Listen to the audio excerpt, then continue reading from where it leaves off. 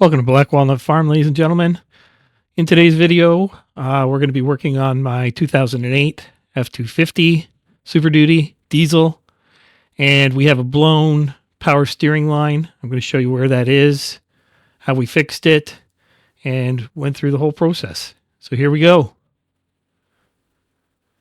I lucked out. This is middle of winter, and I got lucky that my friend had a garage I could work in.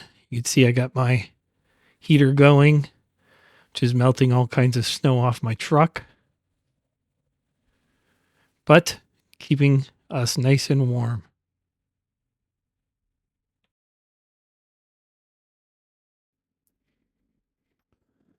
So right here, you can see the power steering line that's leaking. This is right where it's leaking, as you can see how wet it is. And I believe this goes back to a power steering booster and maybe a brake booster. I noticed that when I was out of fluid, my brakes didn't work very well. Don't quote me on that, but that's what I think it is. So anyways, you can see where it goes up to here into a rad. And so we got to remove that, and we got to get it off that booster. And it's just a little clip there that holds that in. So we can take that off, pull that out, and get that fixed. Here you can see my 6-ton jack that we're going to be sticking under for safety reasons. This is a Harbor Freight product. It is a hefty duty jack with this little safety that goes in there so it doesn't fall down on you. And you can see the little lever in the front that brings it up and down. So the first thing we're going to do here is try out the DeWalt Impact, which I love. No more air lines to hook up, and it's a great little product. Works really well. Going to take off the hubcap first, just with a screwdriver. Comes off pretty easy. And that's a 21-inch socket, 21 millimeter socket, not inch, that we're going to be using. And we're going to get them all loose first, or most of them loose, without moving the tire. So that's the first thing to do.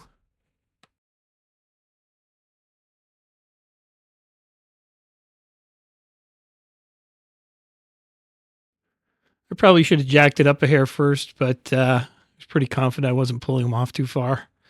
So we're going to get our jack under. Again, Harbor Freight product.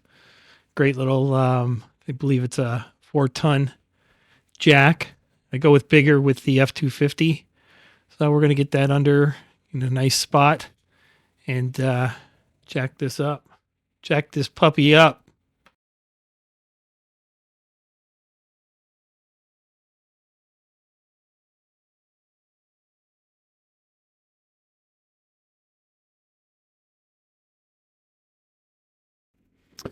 And once we got it up all the way, enough that we can get the tire off, we'll get the lug nuts the rest of the way off and get this tire off. Also, I don't think I recorded it, but I did stick that jack under there for safety reasons, as you're always crawling under and you don't want the truck to fall on you.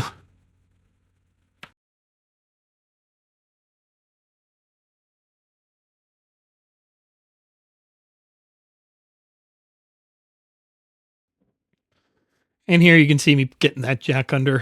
I didn't think I filmed it, but we're getting it under. Have to jack it up a little bit more in order to get that under, but get that under just for safety purposes.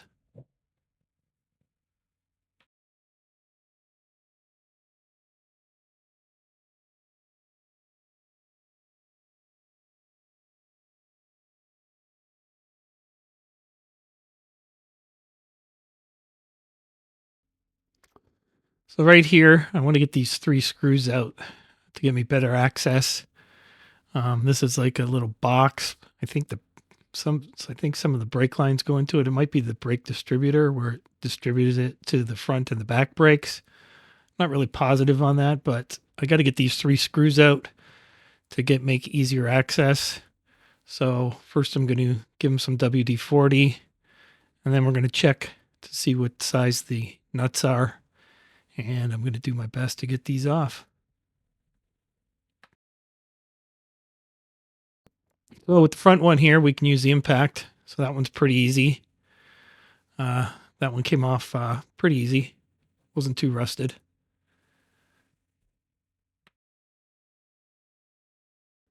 Second one, I got to use my ratchet, which once I break it, comes off pretty easy. Um, the bolt part of it, I guess, is welded to the inside. That did come off. So unfortunately, I couldn't put that bolt back in. But sometimes it's what you have to do. I would suggest removing this. At least it doesn't come right off, but at least you can get it out of the way. And that makes it easier to get the power steering hose back on, as you'll see later.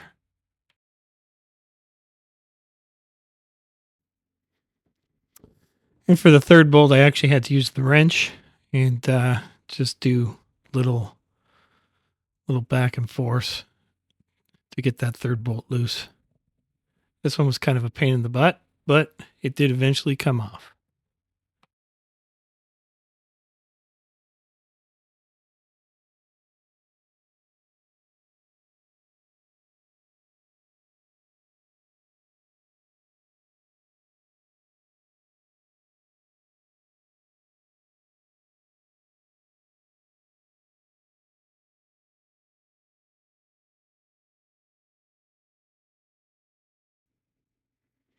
And here you can see it is disconnected.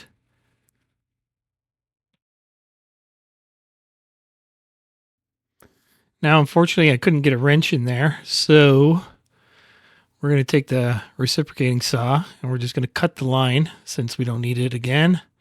And therefore, I can get a socket in there. And this makes it a much easier to remove that power steering line.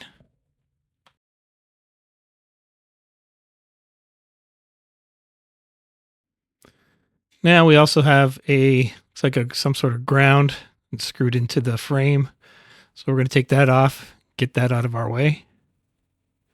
Again, using the impact, nice and easy.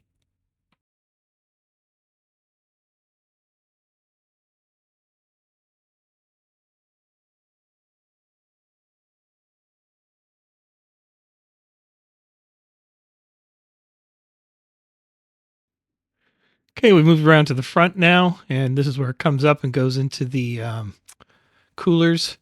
So there's this little clip here. We're just going to break that open.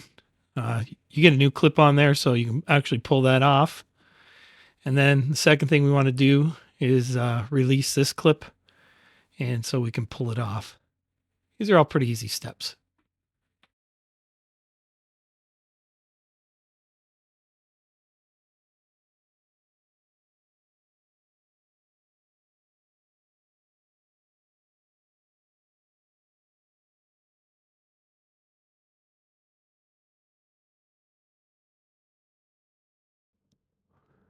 And the next thing I found just to make life easy was to remove the bumper. Now the bumper actually is only 6 bolts, a couple clips, and then of course the hood release. So it's pretty easy to get off.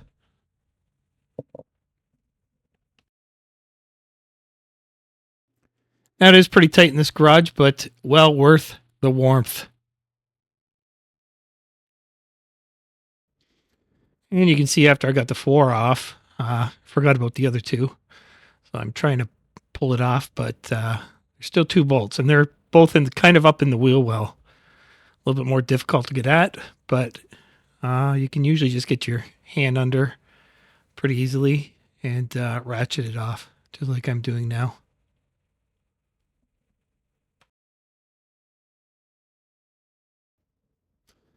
And once we get the bolts off, you can see, and the clips and everything else, you can see I just drop it down, leave it right in front, just tuck it under the truck a little bit and get it out of the way. Some of the clips I left on too.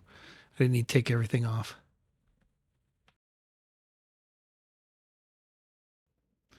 And now you see once I have everything undone, I can get that cut pipe out. So that comes out pretty easy. Not much to it.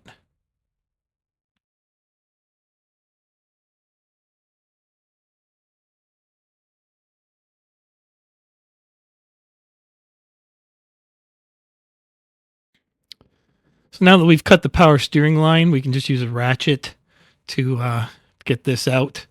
This was a little difficult. It was in there pretty good. I suggest once you get your ratchet on, don't force it. What I was doing is I would just kind of keep some pressure on it and a little bit more, wiggle a little bit, and finally it let go. And then it was easy.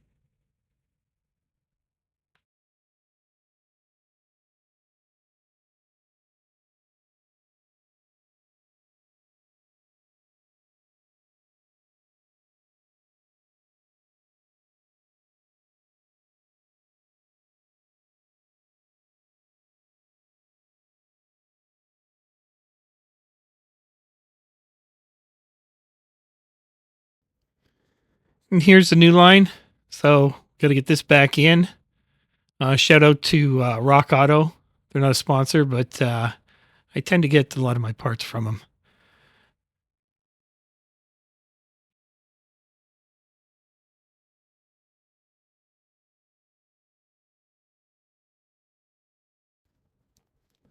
And this is where the fun started happening.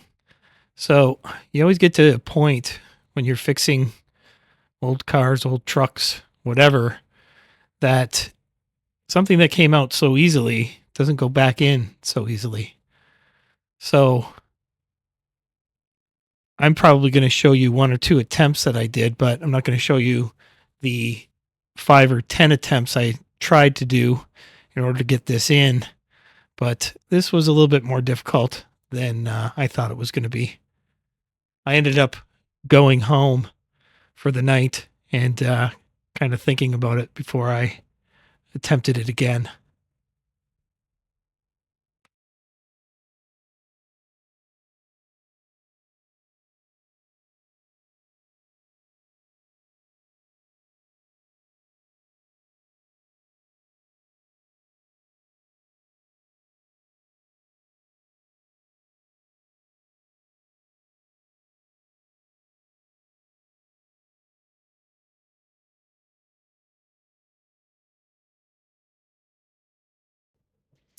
So a couple things that were happening here. These two hoses were in my way and were blocking me. And also that box where I took out the 3 screws, that was in my way a bit too. So these are all hooked up to the cooler system. So I'm going to remove these 2 pipes, get them out of the way, and we're going to go from there and try to get this back in. So in order to get these pipes off, you can see here there's 2 clips on the front. We can remove those and get that off.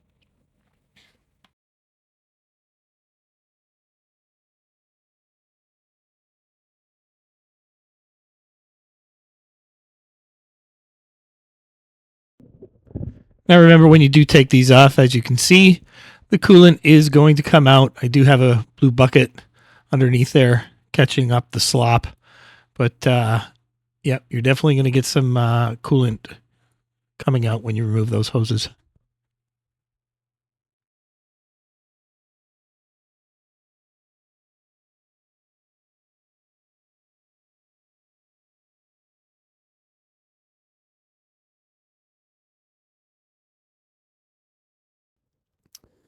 Now that we got those clips off, we can pull these pipes through. One of them I'm leaving on because I can't get at it. So I'm just going to tuck it up out of the way, which is this one right here.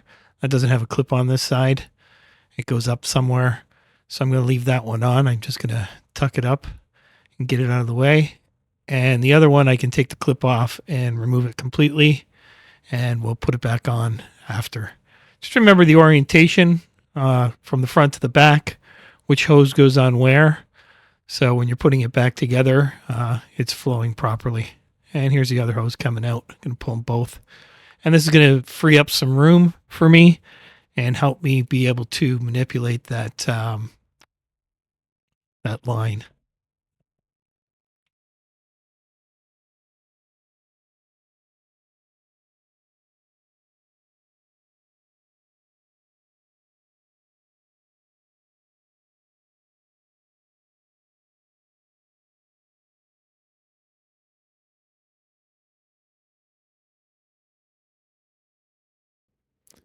And here we're going to try it again. If you look to the right there, you can see two pipes. I got to kind of get up and over those to get down into the booster.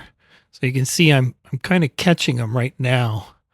The object is to get up and above. I figured I could push this all the way in and then pull the hose through where it's supposed to go, and then kind of bring it back and then get it up and over. Again, I'm showing you one attempt. This actually was quite a few frustrating attempts trying to figure this out. One of the main things was, I don't know if you see that clip by my hand. That was one of the problems. So you can see later I moved that out of the way, and that makes my life a little bit easier.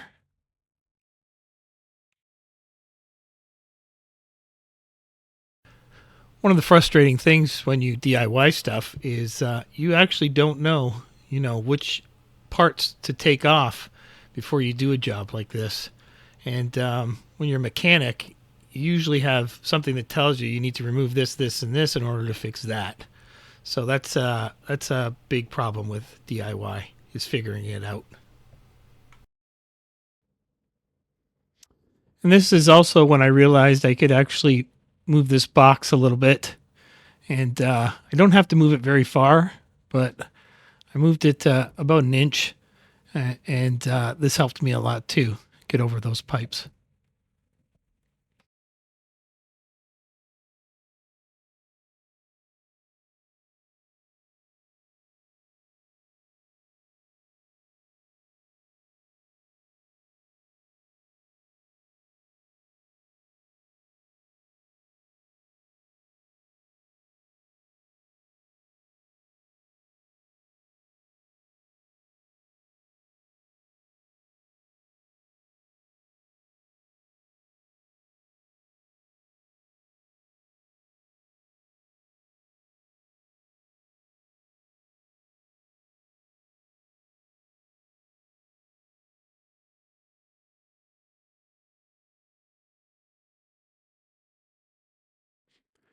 And here you can see we finally get it into place.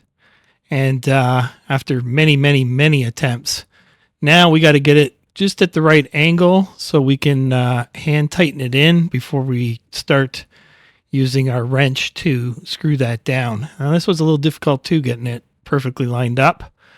Again, probably took me 5 or 6 attempts, but keep moving it around. And eventually, you'll find the right spot.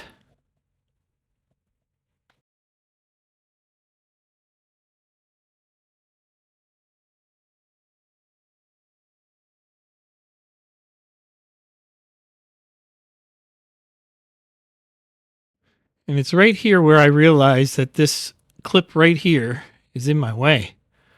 Once I moved that down, it went in pretty easy.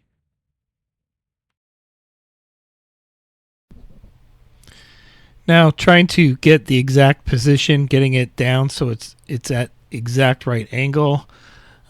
This took me a few tries. You can see here I'm playing around with it, but hand tighten it so you don't get cross-threaded, so you get it in the right angle. And once you've hand tightened it down, now you can bring your wrench in and tighten it up. Get it nice and snug. I'm sure there's torque specs on this. I unfortunately couldn't get a torque wrench in there to do that, so I just did it hand tight and then tried to give it a little bit of oomph at the end, and hope for the best.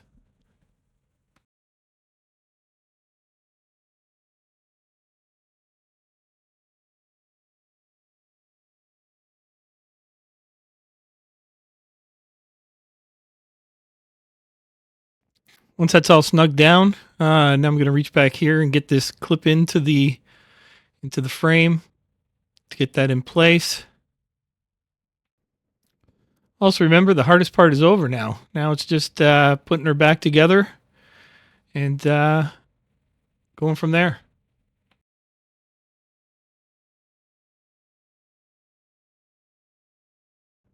Next thing we're going to do is we're going to get these 3 screws back in. Well, actually 2, as one, the nut that was welded to the bottom came off. So I'm going to get 2 back on. Here I just got to pry it up to get the bolt head is there. I just got to pry that up and get it over the head, get it popping through for this one, and then I can use my wrench to get this back on.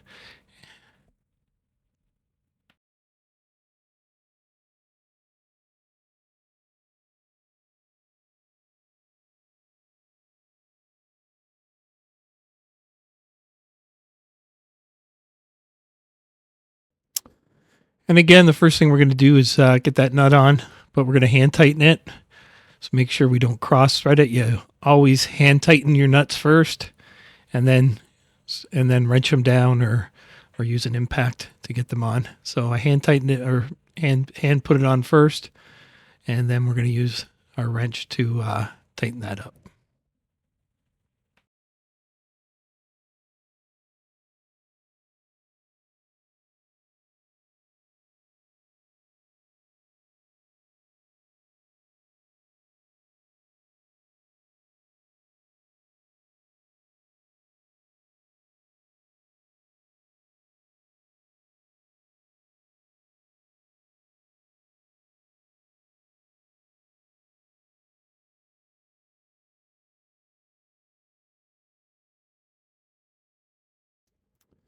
Now here I just use my little mini pry bar just to get the hole lined up for nice. It just needs a little pull, and then I'll hand put that that bolt in, and then I'll use the impact and get that down.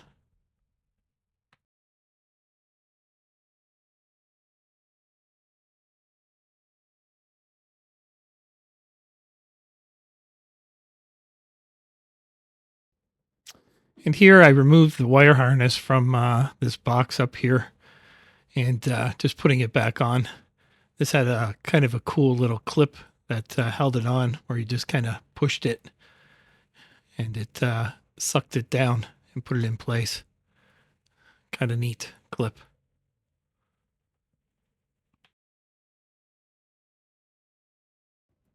Next, we're just going to do a little cleanup. Just wipe down some of the oil that had spilt. It's all over the place.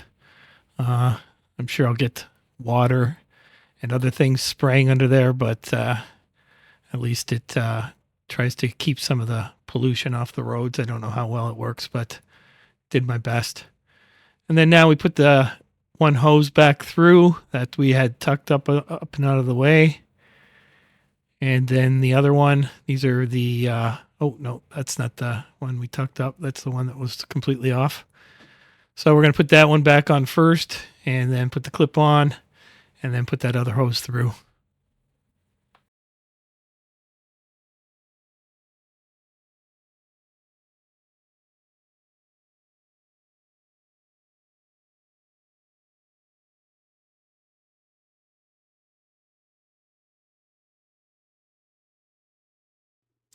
And the next thing we're going to do is we're going to attach the hose to the rad.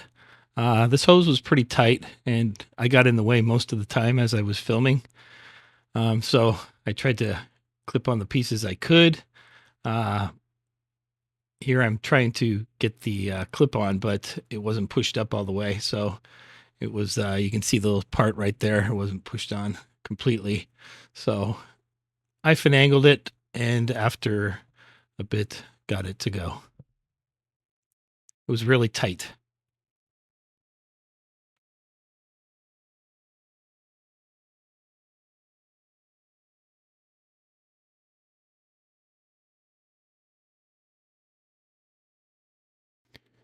Here I actually took some power steering fluid and tried to lube it up a little bit, which I think helped me, and really had to put a lot of force in it to get it on.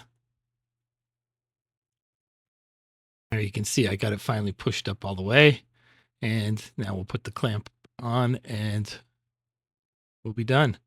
Now there is that clip down at the bottom that I'll take the old one off and pop the new one on.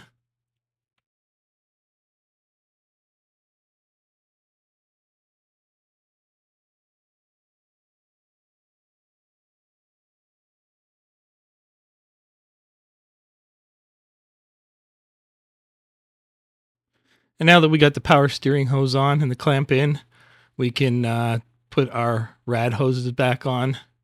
See them right there. I got one on, one off. Put the clamp on, and then we'll get the other hose on and the clamp on.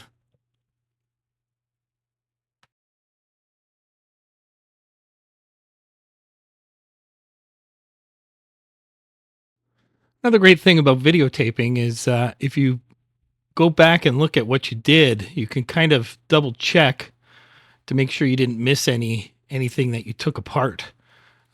You can kind of go back and check your steps. If you don't do things all in one day, you might forget certain things that you took off and or which or how they went on. It's a good thing to do, videotape, even just for your own peace of mind, even if you're not uploading it to YouTube.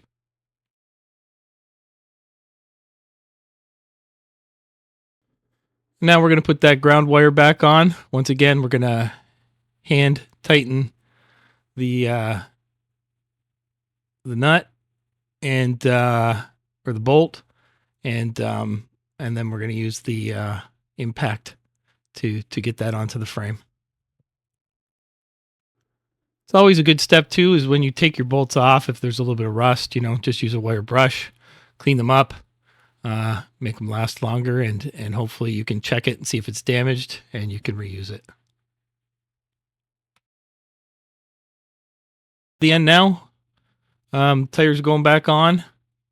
I tend to sit on a bench here, and it's up just a little bit, probably just as much as my feet. So what I do is I tuck my steel toe boots underneath the wheel, and that gives me leverage. As you can see, I can lift with the back of my foot or the front of my foot and get it onto the lugs.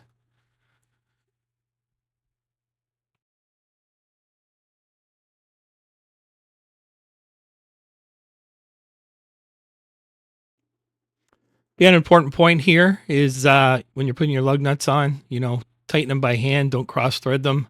Get them on there. Make sure they can come on nice and easy. Also beforehand clean them out. Make sure even put a little bit of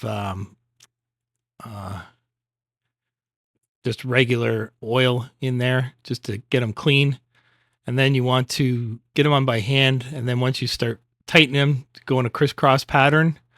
And then once they're all down and tight, you can tighten in a circle, make sure everything is up and tight. And then you want to check them with your torque wrench and look up your torque specs to see what it needs to be tightened to. I believe the torque specs on this is something like 156 pounds.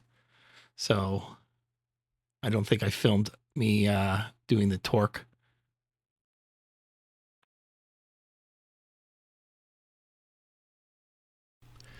It's also a good idea to have a book that anytime you do something to your truck and you look up torque specs or anything like that you may need in the future, write it down in your little book. So the next time you have a quick little reference guide.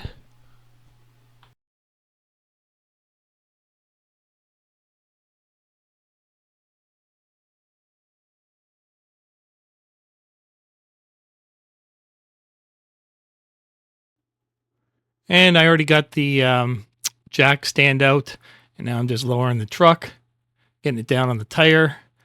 And we still got to do some bleeding of the power steering fluid and add some coolant in. We're going to do that next.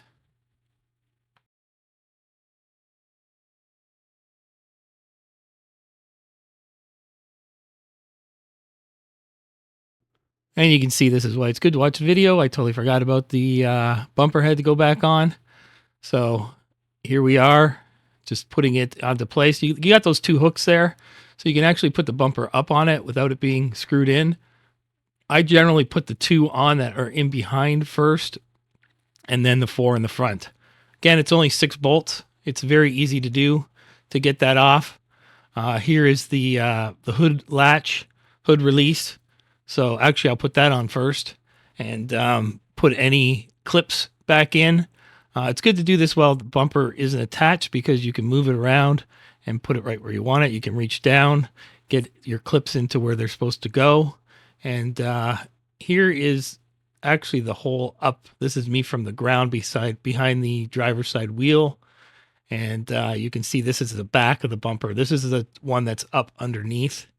And kind of hard to get at. And you can see the wire harness hanging down there, which I haven't put up yet. And I'm tightening it up. And so those are the two that are in behind.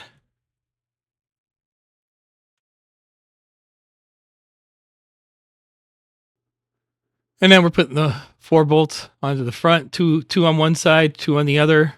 Same thing, finger tighten them, and then you can use your impact to get them in there.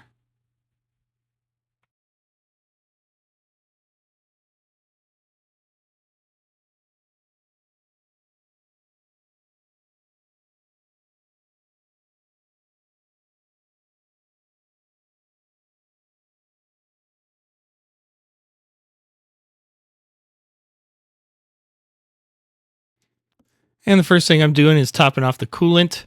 Um, what I do is I top it up as high as I can because I know that I've taken a bunch out of the system. So what I'm going to do is top it up, and then I'm going to go in and start the car or the truck and let it run for a bit. And then I'm going to see where the coolant level's at in the reservoir.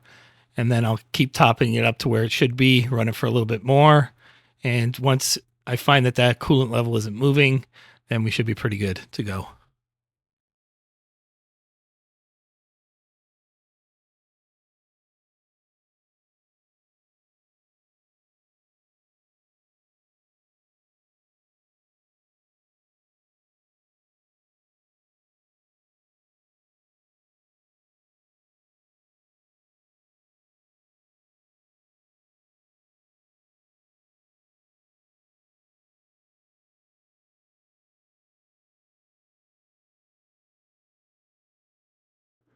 Next thing we're going to do is we're going to top off the power steering fluid. Now, the first pour here, I'm going to actually put a lot more in than I need to. I'm almost going to fill the whole reservoir up because I know that the system is pretty much empty. And I don't want to damage anything. So I want to get that fluid into the system pretty quickly. So we're going to fill that up and go from there.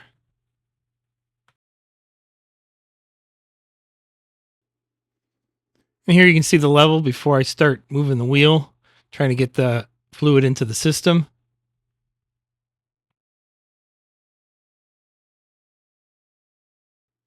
And then what you're going to do is you're going to take your wheel and you're going to try to move it back and forth. This is actually going to get the fluid moving down inside to the system as the truck is running. You should try to take it all the way as far as it'll go from one side to the other, and bottom out the wheel. And another good thing too is to step on the brake, because for some reason the two systems are connected. Right now the brake is really soft because there's no fluid in there. Not brake fluid, but actually power steering fluid. So these are the two things I'm doing, and then we'll go look at the fluid again, and you can see where it's dropped down to.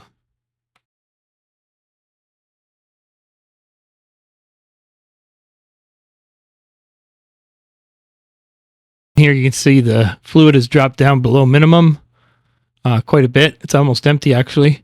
So we're filling it again to max and do it all over again.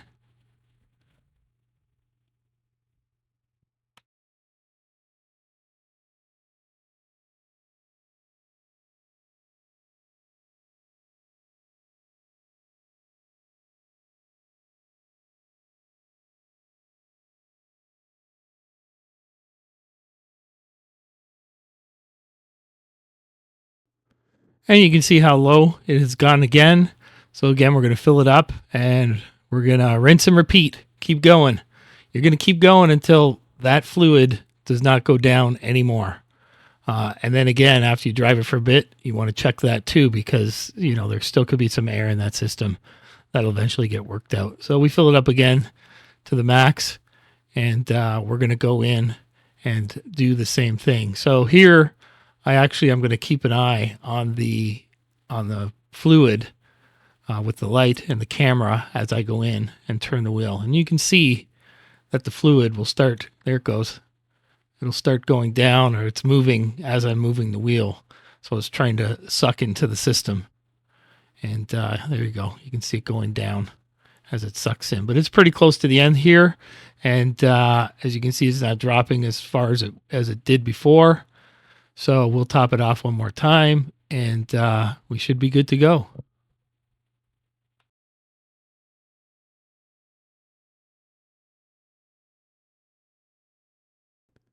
Thank you, ladies and gentlemen, for watching today. I only do these for instructional purposes. I am not a mechanic.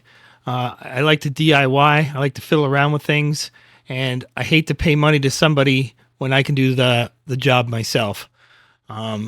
This job probably would have cost upwards of $1,000 when all said and done because of the complexity, and I got it done for a couple $100 plus my time. Again, I'm not a mechanic. I tried to figure things out so you can see the process as I'm doing it. And maybe for you DIYers that are not mechanics either, it may give you some hints, some clues, and make your job a little bit easier. This is a 2008 Ford F250 Super Duty diesel. It's a great truck. And because of the cost of trucks now, I'm going to try to make this one last as long as I can. Thanks again. If you liked, please subscribe and like the video. Thank you. Have a good day.